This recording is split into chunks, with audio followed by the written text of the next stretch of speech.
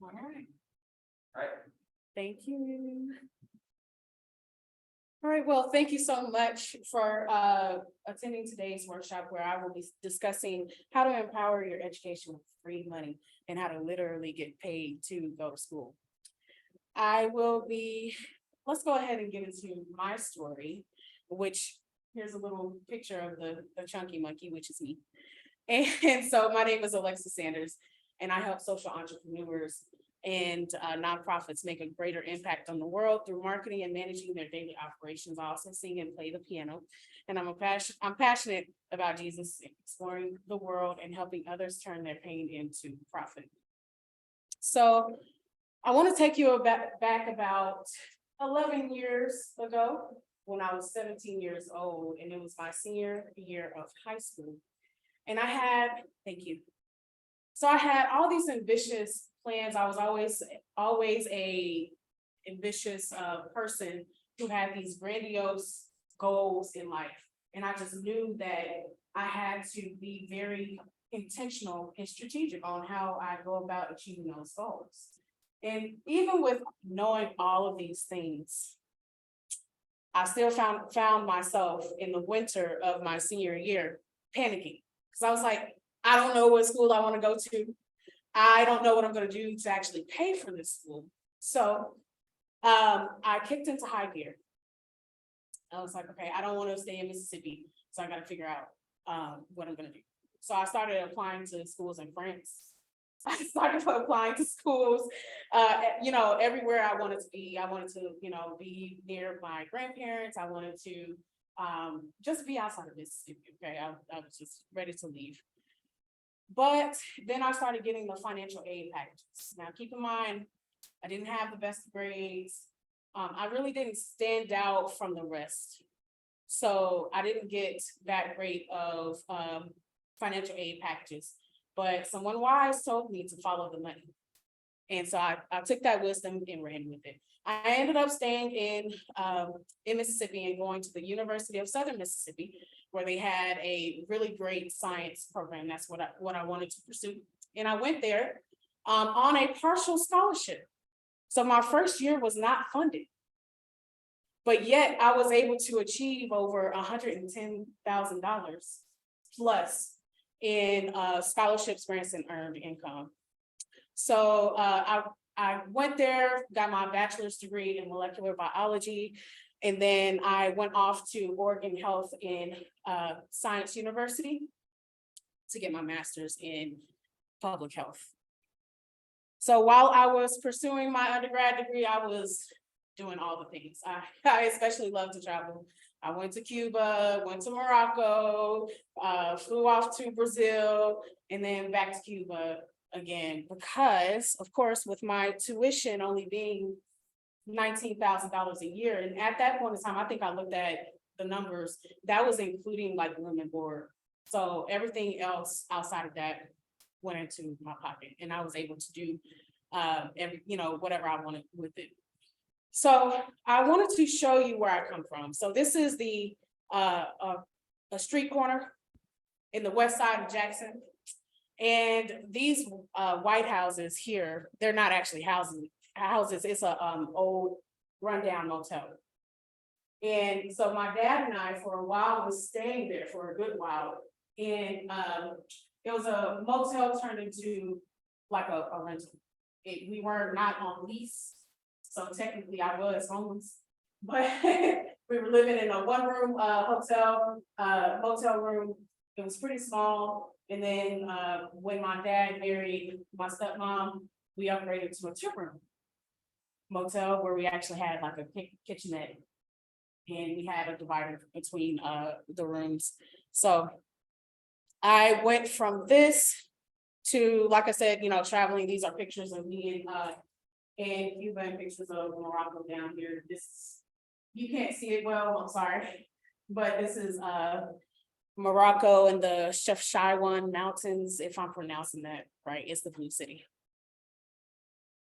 So I had all these things working against me, which was, I came from an economically disparate area I was economically disadvantaged. And also, when I took my ACT, made a 21 on it. I also didn't have enough parental support. While, I had a strained relationship with my stepmom, but also my father only made $11,000 a year. So that didn't help me at all. And then also I was a first generation student, so my dad he got into college, but didn't finish. And I recognize now why he didn't.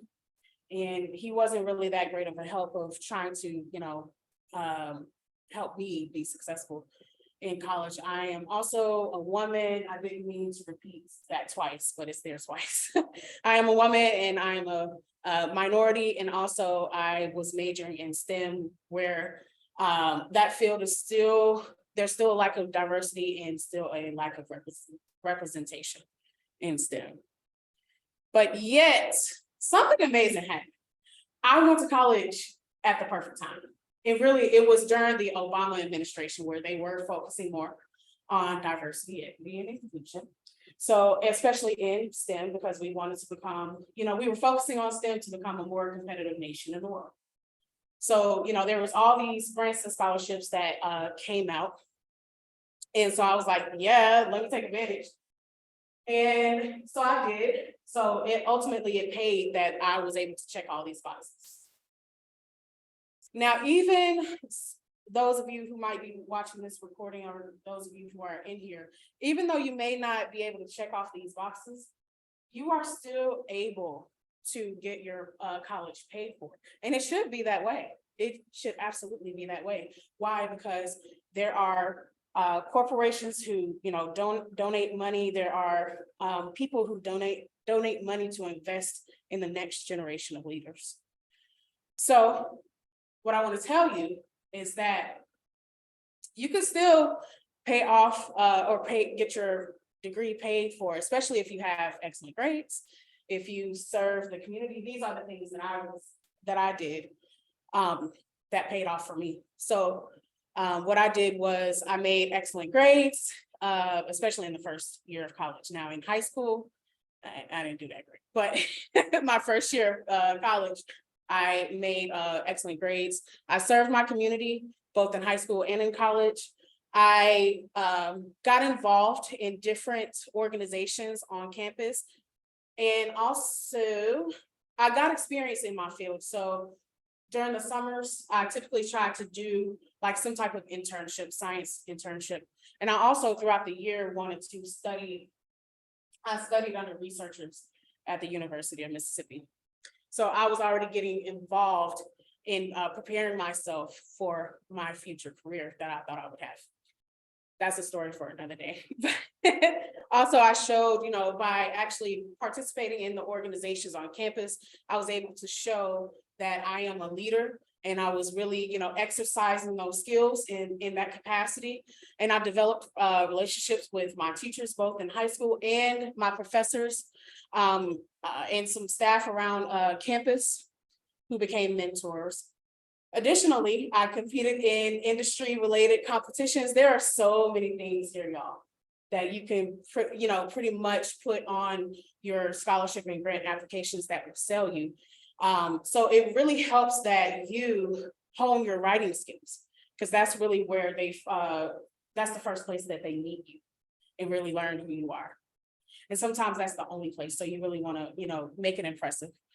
And additionally, of course, I sought help. I did not get to where I was without help. And most of that help actually came when I was in college. So again, ultimately it paid to develop myself into a well-rounded contributor to the world. So today I want to review the 6 steps to getting your education funded. My tongue is doing whatever it wants to do today. So the 6 steps that I have here are to figure your need, what it is that you have to pay for, and understand your options. You need to gather the necessary application materials. You need to draft your life story. actually act upon these things, apply, and never stop applying, never stop looking, and never stop applying. All right, so in terms of figuring out your need, what you want to do is take a dive into your school's website. Look at the financial aid office, see if they have a tuition and fees estimator or calculator to help you figure out, okay, if I take 15 hours, 18 hours, this is how much I'll be paying this semester. And then also there's some more, I can't think of all the page names because it can vary in terms of the sections of the website that they might have this information, but they do typically have information about your room and paying for meals and food on campus. But I definitely encourage you to look at those things and review your options, because it's going to be more expensive if you live in a newer dorm versus an older dorm. And sometimes, you don't always have to choose the highest food package. I'm forgetting the technical term, but it's in terms of board. So you have options to choose from as far as what your final, the final amount that you'll have to pay your school. And then definitely include about $1,000 for books per semester if you do new books. You can do old books. There are some other tricks that I can tell you about, but there's actually a planner that I'm going to tell you about later that will have more intricate details about this. So now that you have the total amount that you would be paying per year, you want to go to your FAFSA next. So you need to actually apply for the FAFSA.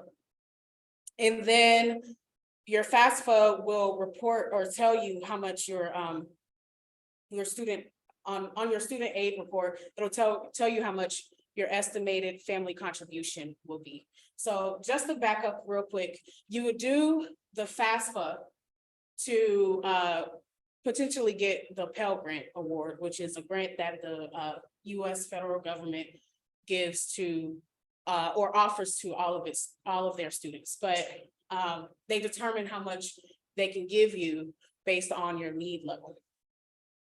And so let's see. You would subtract the estimated family contribution from 25,980, which is the last time I looked. That is the federal poverty line to determine your Pell Grant amount.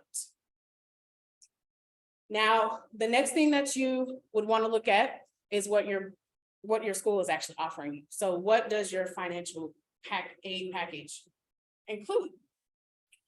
So your school will pretty much tell you, hey, this is the loans that you can get, this scholarships that we're offering you. These are your options. And let's see. So I have an actual worksheet, but I'm so sad we don't have it right now. But you would take like your total amount that you would have to pay your school every year, tuition, room, board, books, and you would subtract how much you would get from the Pell Grant. And then next you would subtract how much scholarships your school is offering you. When I'm talking to people before about these things, they confuse me.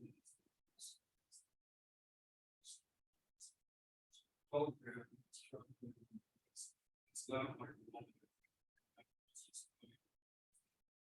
Yes, thank you. That's a very important question. So just to be clear, the Pell Grant Award is not money that you have to pay back. It's money that is given to you. You don't have to pay it back.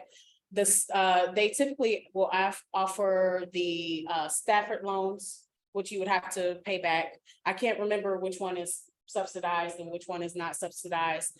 For graduate students, they'll offer something like the Parent Plus loans. They might also offer it for undergrad, but I know for sure they will offer the Parent Plus loans for graduate schools.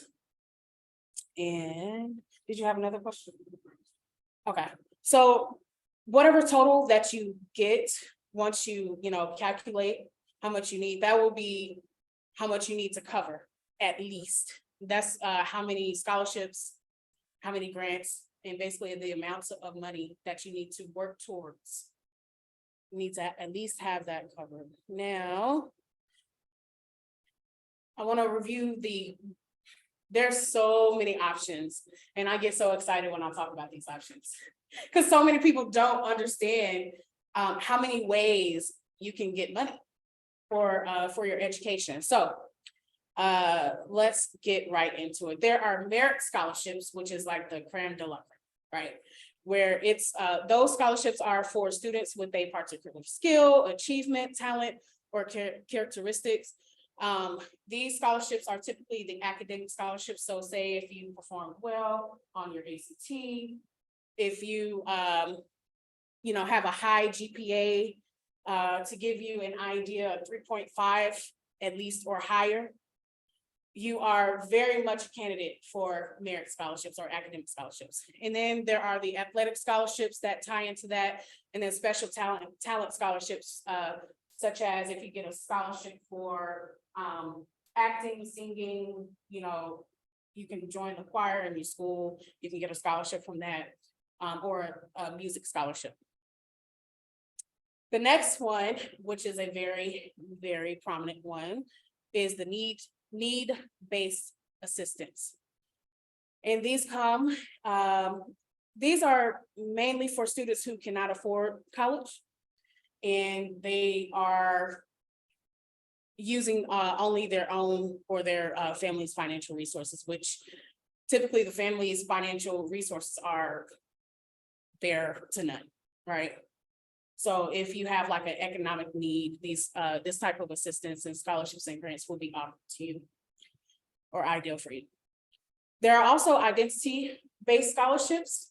So if you are a part of an underrepresented group, in that field, in that space especially, then these scholarships are great for you. Say if you are LGBTQ, or if you're a minority, or if you're a woman, like I am, and I was pursuing STEM at the time. Now, the fourth one I know a lot of people have not heard about, which is the activity-based scholarships, where it's based on, the student's involvement with a profession, hobby, or extracurricular activity.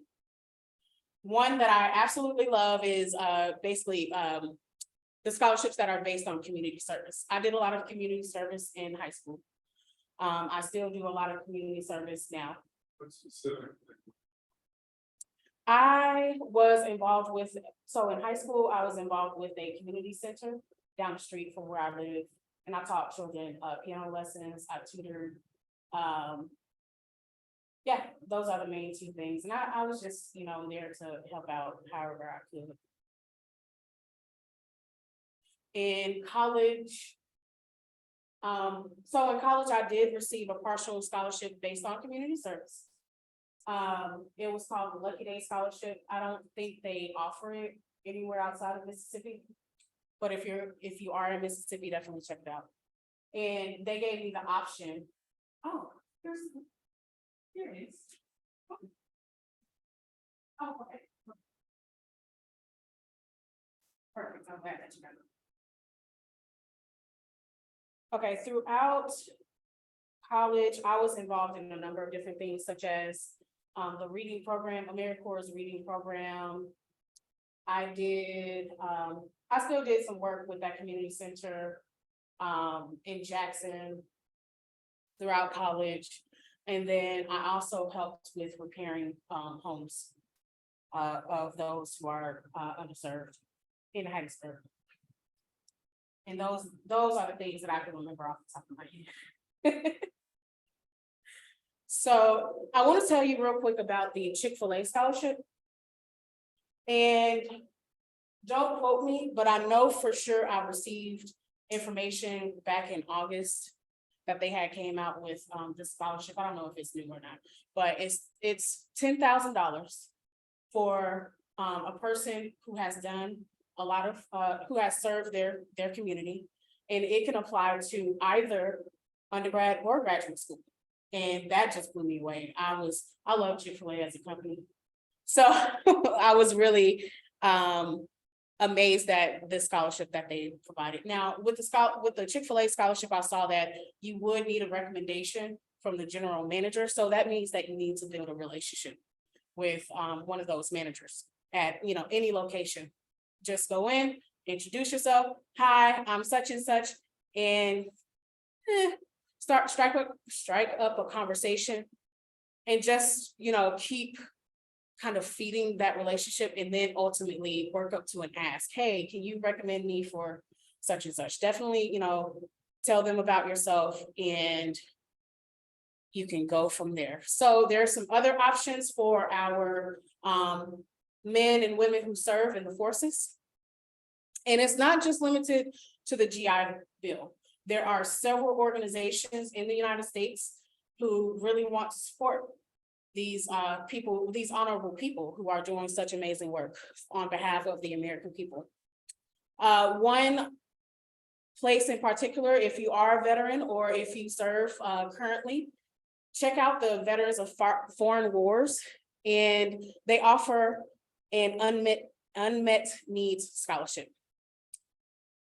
Another thing to check out, especially if you're in graduate school, because a lot of us have to work as we pursue those degrees.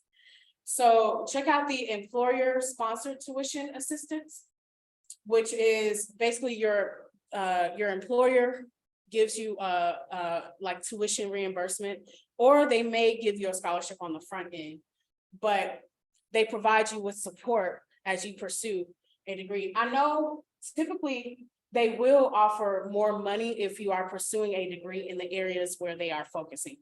For example, I worked at AT&T, and they were offering, some serious money for degrees in technology. I can't remember the exact things, but it was mainly in industries that involved telecommunications, technology, things of that nature. Chipotle and Coca-Cola are prime examples of these types of companies as well, because I know for sure Coca-Cola offers scholarships to their employees' children. So not just the employees themselves, but also to their family, which is amazing. Then you have industry-based scholarships. It's not enough people that knows about this, that there's an association of some sort, professional association of some sort for every industry that exists and that is known to man. So what you can do is Google association of industry of your choice. For example, I was a part of the American Chemical Society when I was in undergrad, and they offered scholarships. So you would want to check there and apply to those scholarships, to those opportunities. And there's even more, which now you might be more familiar with the scholarships that Oklahoma offers. But let's get into the student organization-based scholarships. I was a part of an organization called Image. And I'm not even going to say the acronym because I can't remember. I think it was like increasing minority access to graduate education. That's exactly what it was. And at that point in time, when I was in STEM, they were heavily promoting not just undergrad degrees, but promoting graduate degrees. So it was to the point where they were like, you need to go get this PhD and you can get paid for getting a PhD. I didn't take that option because I was going to go into professional school, but I think it still is very much an option today, especially for minorities and those groups that are underrepresented in STEM. So one organization to look for in your various states and locations is the Lewis-Stokes Alliance for Minority Participation. There is a program in each and every state.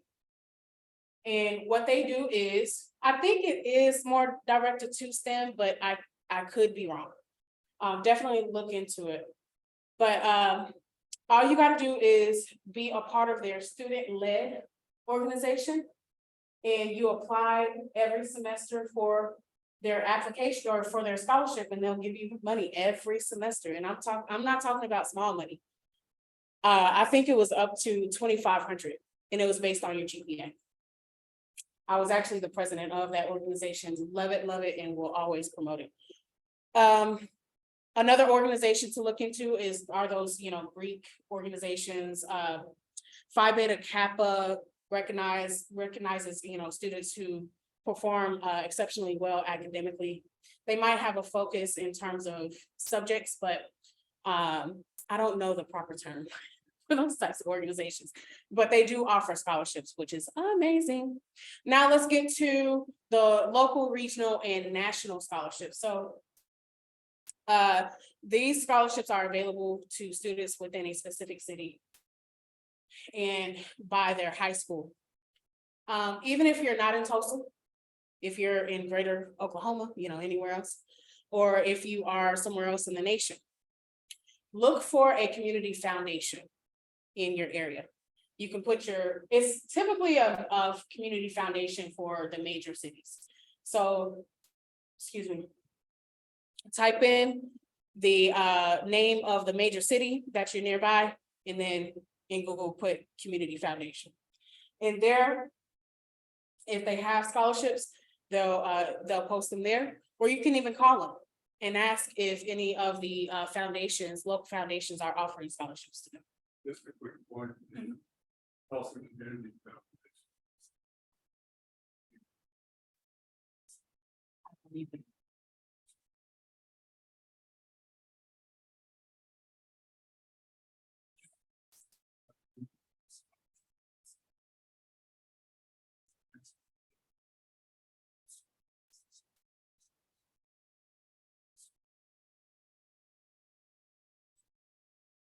We absolutely do. So what one of our folks in class said was that the Tulsa Community Foundation is the second largest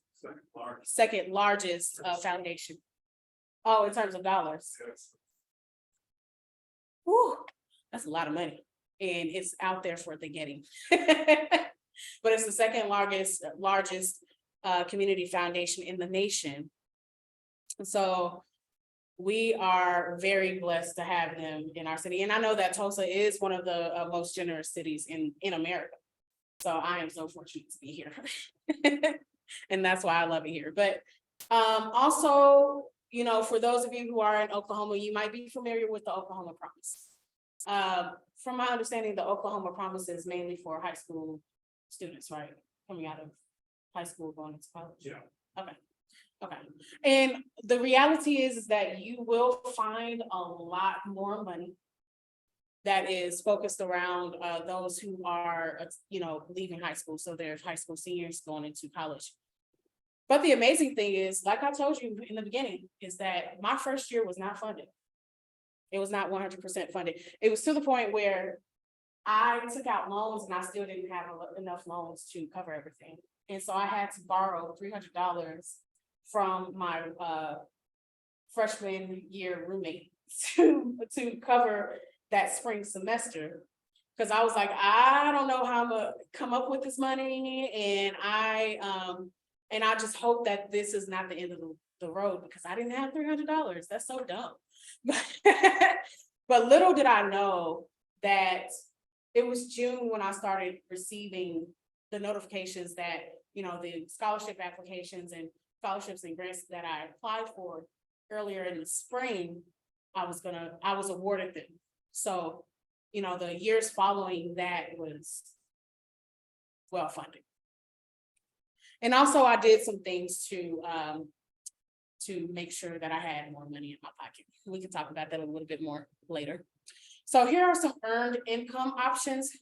And I'll say that internships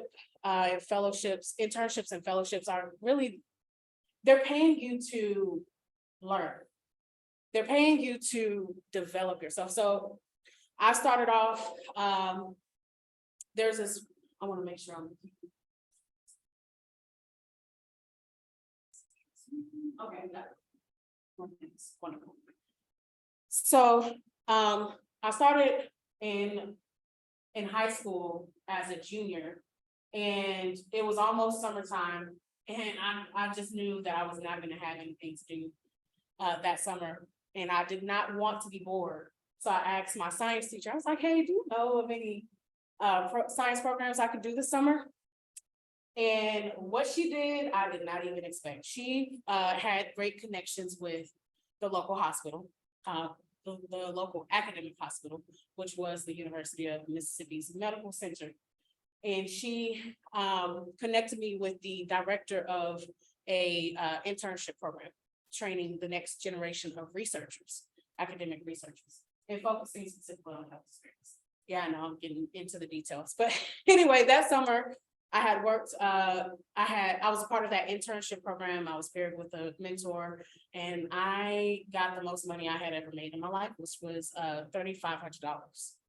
So I said, oh yeah, this is it. So I every summer I was intentional about having an internship, because I wanted to be prepared and ready for my field once I graduated from my bachelor's degree. Another great program, national program to look into, is the McNair Scholars Program. So I should have put TRIO. Yes, let me back up and explain TRIO. So TRIO is a national program designed to support first generation students. And so they have a program that you can be a part of in high school as well as in college. And I went through all three of those programs. So they have the high school one is called Upward Bound, where you spend some time, or you attend these classes on campus of your local university, and they basically prepare you for college. It's meant to get you prepared for college, which is, your next major step. And then they also pay you for the time that you're there. So, all the while, you are being groomed and developed into, a much better person. You are getting paid for it. And then throughout the year, they had tutoring and, different options and things of that nature that you could take advantage of, and you still got paid. And also there was like some Saturday sessions and trainings. So in college, they have the Student Support Services program. And that's where they offer, training sessions to pretty much guide you along the process. And they offer tutoring.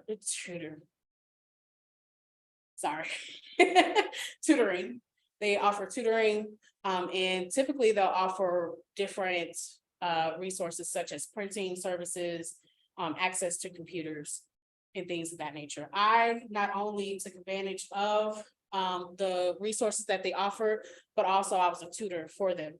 So again, I got paid as a tutor, and the great thing was that I was paid whether or not there was someone there to tutor. The last program is the Ronald E. McNair Fellowship, which prepares you for graduate school. So you spend a summer with them preparing for the GRE. And also you do a summer research project, which is kind of like a mock dissertation that you would have to ultimately do like in a PhD program. And I did that. They took us to a couple of conferences and things of that nature where we could actually compete. I love that. And again, got paid for that opportunity. So another earned income option is different competitions in your industry. So especially, there's definitely competitions in the STEM world. I can't speak to every other industry, but I know, in high school, I competed in what we called a STEM Bowl, which was put on and sponsored by Lockheed Martin. And I won $3,000 from that competition. I also participated in science fairs where I won money and different awards when I was in Mississippi. That was, again, when I was in high school. So some other options are, like I said, research symposiums. There's definitely research symposiums happening in every industry. So there's no lack there. Also, oratorical contest, talent contest, and so much more. And let me give you some encouragement. I don't consider myself the best presenter. I really don't. But it was something that would happen when it came to these competitions that, so if I can do it, you can do it too. Another option is the national or local service awards, primarily put on by AmeriCorps. And so for those of you who don't know, I won't get into the intricate details, but AmeriCorps is like a national volunteer service where they'll send people to areas that have, need. And they will station people there to help them. And let's see, they have different options. But I know for sure each college across the US has an AmeriCorps, some type of AmeriCorps program. And you can work a certain number of hours to get the, I think it's called the Siegel Award. So for example, when I was a freshman, I think I might have did it another year as well. But when I was a freshman, I did 300 volunteer hours. I helped at a local elementary. I tutored at that elementary, and I helped with the after school reading program. And so after I completed the 300 volunteer hours, I received the Siegel Award. I think it was like 1,250. Don't quote me on that, but it was definitely over $1,000. So it's worth it. And then you get more if you do like a 12-month period.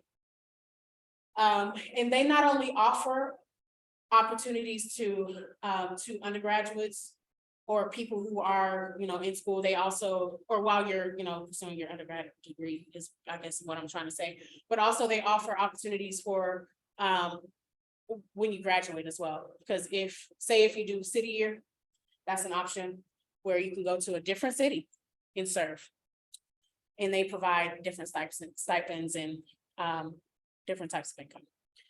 Now, of course, there are the campus jobs, and I saved that one for last, because I know that we want to mainly focus on our schoolwork and not having to, do all this work on top of the coursework. And I get it. It makes sense. But one thing that I did, because I apparently just like money, was I worked as a receptionist. I worked different jobs where it wasn't so demanding and I still had some time. If I was like sitting there, not doing anything, I can do my homework. For example, when I was working as a part of the student services support program, I think I got the name mixed up, but anyway, when I was working as a tutor and I didn't have anyone to tutor, I just sat there and did my homework. And so there's definitely a great amount of options that you can choose from as far as campus jobs go. Another option is to become a research assistant. You are on a university, you are at a university and they are constantly doing research. And so what you would want to do to get that is to develop a relationship with a professor or the professor who is doing the type of work that you see yourself doing in the future. Develop a relationship with them, let them know that you are interested in their work, and then ask them if you can work as part of their team or in their lab. I did that as well. And depending on how well that their projects are funded, they'll actually pay you to work as part of their lab. But it still is valuable to work in somebody's lab, especially if you're pursuing STEM. So here are some, I said Tulsa Community Foundation is a scholarship database. They have a page where they have scholarships. But some other databases you want to check out to find, scholarships, grants, and different things that you want to apply to is collegestart.com, scholarships.com, and there's a whole list here. Do you have any that you recommend? Peterson's. Peterson's, okay. Oh, that's wonderful. Awesome. So Peterson. Okay, Petersons.com. Okay, Google Petersons and you'll definitely find some more scholarship opportunities.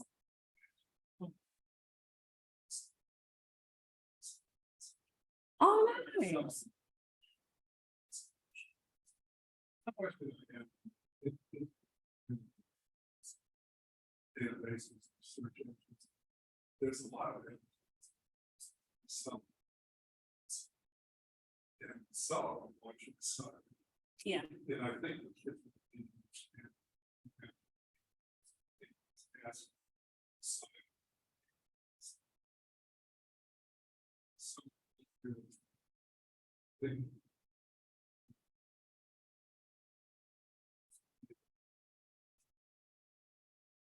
Yeah. I agree. The other thing. It's also. It's true. We see that they've got student groups. Nice. Help you with actually. It's all fine. It's true.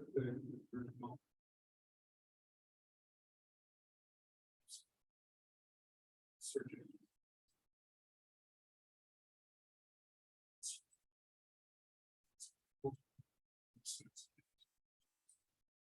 I love it. Thank you so much for making those very important points. So if you go to any scholarship database and they're asking you to pay, then that's not the database to go to, because there are plenty of free options to find these scholarships, and do not pay at all. Another thing for those who live in Tulsa, your central library is a hidden gem, literally, because there's so much there for people to take advantage of, including a portion of the website. You'll have to dig for it, because I know I won't have time to pull it up. What about the quick thing, a lot of the kids. They can sign it. TDS. Really? That's amazing. Yes, it's a lot. It's been a mess. Yeah. That's amazing. Yeah, so even if your student doesn't have a library card, they can sign into the Tulsa Central Library website using their TPS student number. Yeah.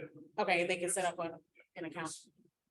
Okay, wonderful. Yeah, check out the library website and you will be amazed, as I was, at how much they offer.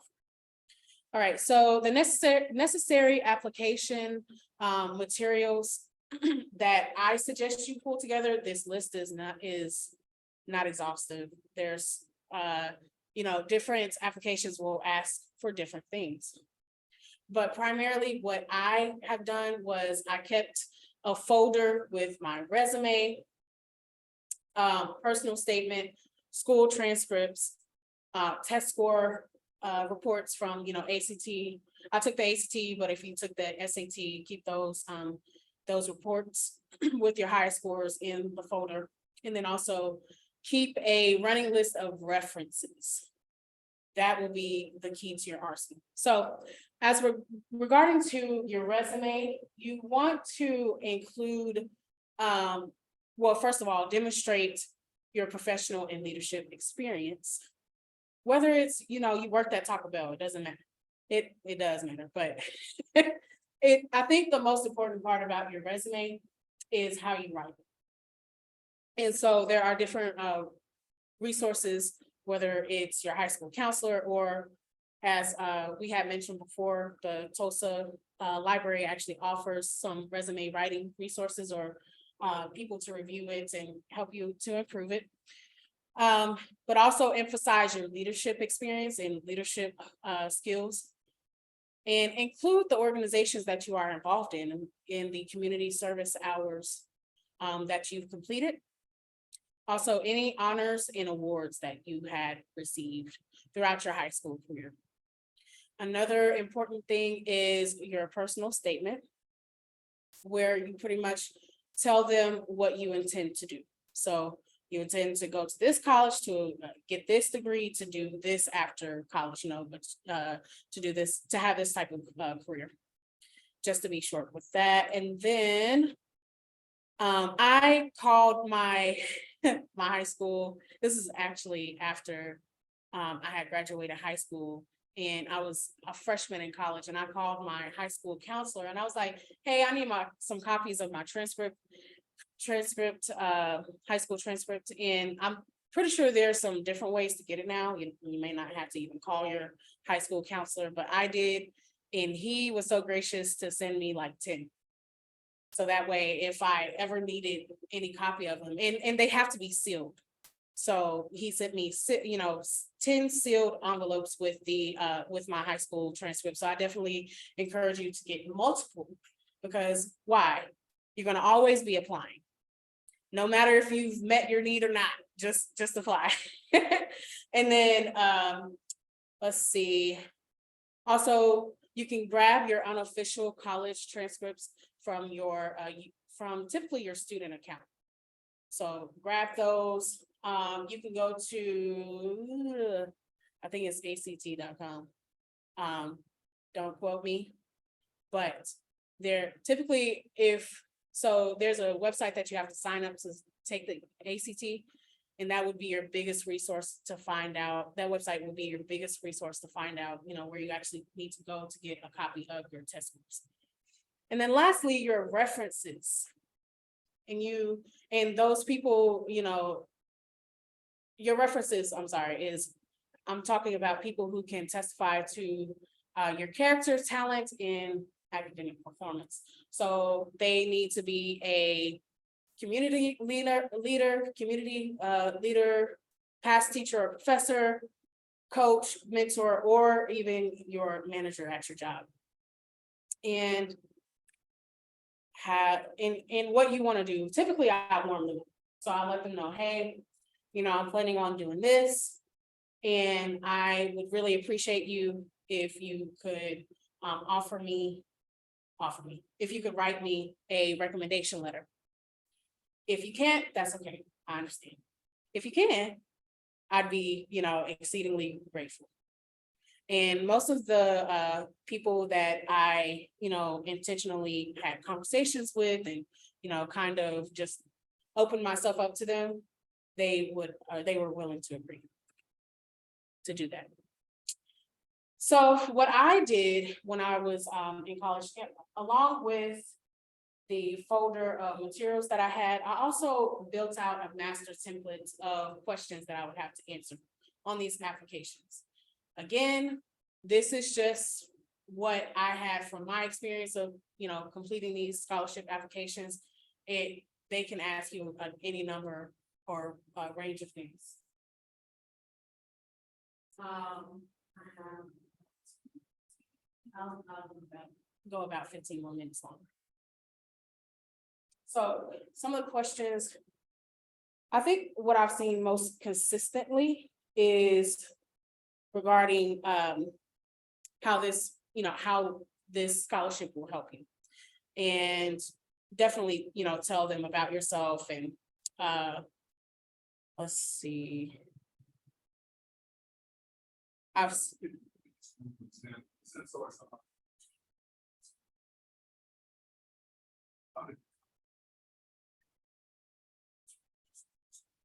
Which one?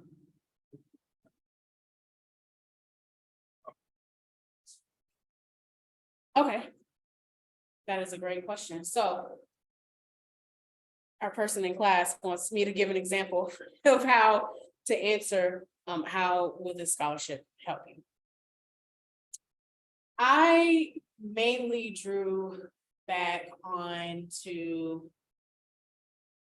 the hardship that I've experienced in life. How, I didn't have access to these different things. And typically I've said that, the scholarship will give me access to things that I wouldn't have had otherwise. And also I expounded more on, and I wish it's like very deep in my, I think I have an external hard drive with all of this on it. But so I would start with the hardship that I've experienced in my life, how I didn't have access to everything to be successful, and how this scholarship will open up my opportunity to be successful so I can go and achieve this thing. So I'm trying to put it into exact words. Okay. So I think I might have said something along the lines of, I come from Jackson where, and I would make it very flowery, right? It also depends on your industry in terms of the way that you write. With STEM, I could be very technical and I could use their terms. So I didn't have to, do too much flowery description stuff. But I still wanted to turn it into a story. So, for example, it's gonna be a rough example, all right? But I would say something like, I'm from the backwoods of Jackson, where I would just see so many people walking around aimlessly without, a purpose, and their minds are just gone. But I decided within myself that I don't want to be that person. Yet when I tried to look for, help, I couldn't find it. But I was so grateful that my teacher directed me to the scholarship. And I firmly know that with the money that, the scholarship provides me, I will not have to, have to work. That's definitely one of the liners that I would use a lot is I wouldn't have to work. I could concentrate and focus on my education. And by getting a good education, I would be able to become, at the time I wanted to be a pediatric oncologist. And then I would also describe my experience where I was doing an internship. And I was doing an internship at the University of Mississippi's Medical Center in the pediatric oncology ward, where it inspired me to go and help those children. So does that answer your question? Yeah, it does. Okay. And that's still. If they the building or they since that it's hard. Yeah. Like, Yes, you definitely have to personalize it or talk about yourself. You have to talk about your story. That's definitely one thing I want to emphasize here is that you need to know how to tell your story, and don't be afraid to be a little bit vulnerable, because a lot of times you won't ever meet any of these people on the scholarship committees or the grant committees. So, tell them about yourself, what you are struggling with, what kind of barriers are in your way in terms of getting your education, and you can capitalize on those things. All right, so going right into drafting your life story. That was a perfect segue. Okay, 10 minutes. All right, so when I say drafting your life story, I mean actually writing out a whole narrative about who you are in your own voice. And also, of course, a narrative will include a beginning, middle, end, and it, conveys a thematic message of, how you got where you are today and where you're going and how it's important or why it's important for you to get there, right? So also you can choose. So it's not necessarily the same as writing an essay in high school where, they're looking for, these particular elements in in the paragraphs and things of that nature. Definitely be grammatically correct, no spelling errors, things of that nature. But you can pick and choose what you want to focus on in your life. You can focus on a single event where, say, you were inspired by something or someone to do something, or you could, you have typically a character limit when it comes to these essays, if they ask for an essay. So if you're going to tell your whole life story, be concise about it. And like I said, have a thematic message throughout it. And tell your reader what happened and why it's significant. Make it memorable. Make it very memorable, and the way to make it memorable is to really open up with something that triggers an emotion. That's the key, is to get them really, to engage them, even at a personal level. You talking about yourself is engaging them on a personal level, but strike them in a way that so that they want to continue to read. Because a committee will be reviewing hundreds, if not thousands of applications, so you want to make sure that you stand out. And the thing that I tell people is that you want to present the whole package. They're not just majoring typically on, just your GPA or your ACT. They're not just majoring on even your essay. But they look at this as a whole package. So you want to make yourself stand out.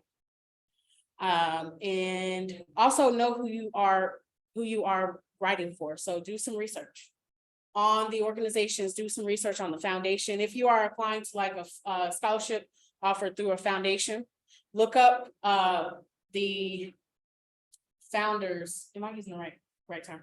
Look up the founders' backstory. So, for example, George Kaiser, the George Kaiser Foundation. Look him up. See, what he did throughout his life.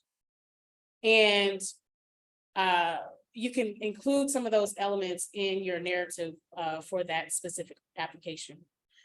And even though you're drafting this, this life story and creating this template that you can use on all of these, on any application, what I don't want you to do is to copy and paste. You do have to take the time to tailor it. So like I said, you have to know who you are writing for. Committees want to hear your desire to gain, knowledge and enrich your life through education. And they want to know that what they're investing in is, a promising future. So that's pretty much what I did, was I sold my future. Luckily, they didn't ask for anything in return except success. And so also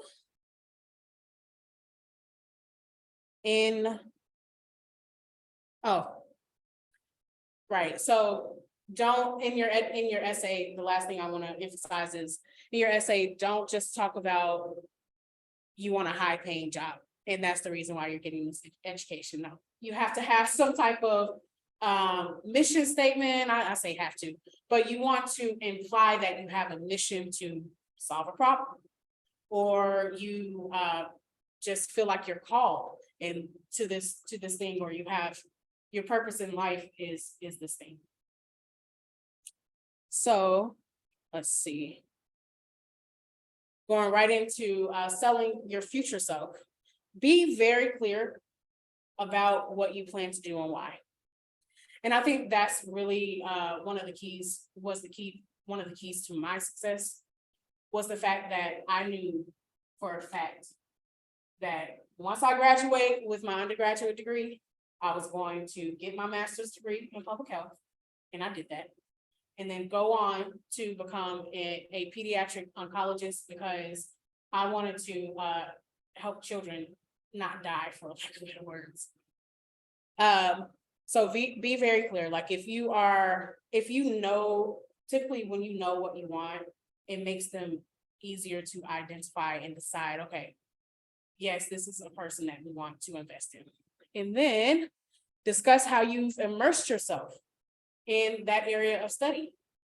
And typically, I'll take that even a little bit broader.